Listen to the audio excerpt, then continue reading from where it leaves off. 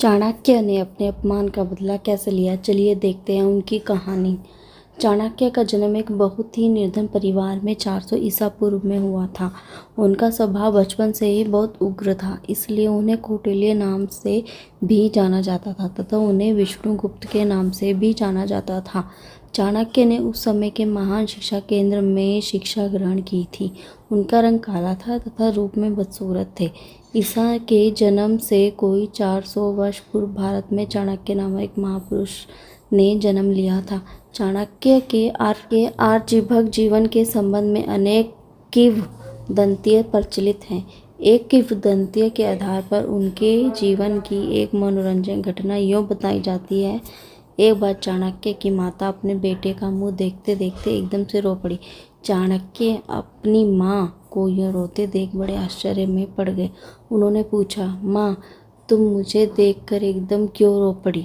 चाणक्य की माँ बोली, बेटा, तेरे भाग्य में बड़ा राजा होना लिखा है। तू राजा हो जाने पर अपनी माँ को जरूर भूल जाएगा। बस यही सोचकर मेरे आंसू निकल पड़े। चाणक्य बोला, लेकिन तुमने ये कैसे जाना कि मेरे भाग्य में राजा बनना लिखा है? माँ बोली, तुम्हारे सामने वाले 2 दांत बताते हैं कि तुम राजा बनोगे।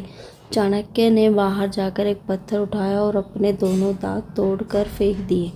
लौटकर बोला, लो माँ, मैं अपने राज लक्षण वाले दोनों दांत तोड़ आया हूँ। अब न मैं राजा बनूंगा और ना तुम्हें छोड़कर जाऊंगा। तुम्हारी ममता के सामने संसार की सभी चीज़ें तुच्छ हैं। इस कथा से पता चलता है कि वे कितने कोमल मन के थे। चाणक्य तक्षशिला के एक विद्वान ब्राह्मण थे। तक्षशिला उन दिनों सभी प्रकार की विद्याओं का केंद्र था। तक्षशिला के समान ही उस जमाने में मगध की राजधानी पाटलिपुत्र भी शिक्षा का प्रसिद्ध केंद्र था। तक्षशिला में अपने अध्ययन पूरा करके चाणक्य पाटलिपुत्र में और अध्ययन के लिए आ गए।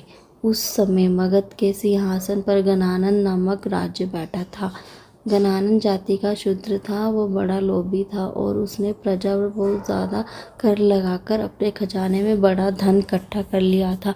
किंतु जिस समय चाणक्य पाटलिपुत्र पहुँचे उस समय तक गणानन के स्वभाव में बड़ा अंतर आ चुका था। दान बांटने के लिए उसने एक दानशाला खोल दी थी और उसके प्रबंध के लिए एक समिति बना दी थी। इसका अध्यक्ष कोई ब्राह्मण होता था। यह नियम बना दिया था कि समिति व अध्यक्ष 1 करोड़ मुद्रा तक का दान किसी को भी दे सकता है। चाणक्य विद्वान तो थे ही, अंततः शीघ्र उनकी योग्यता और विद्वता का सिक्का पाटलिपुत्र में भी जम गया। उन्हें दानशाला प्रबंधन समिति का अध्यक्ष नियुक्त कर दिया गया। तो गाइस, ये थी चाणक्य की एक छोटी सी नीति बदला लेने की। तो subscribe my channel. Next video के लिए बेल बटन ज़रूर प्रेस कर दें, शेयर करें।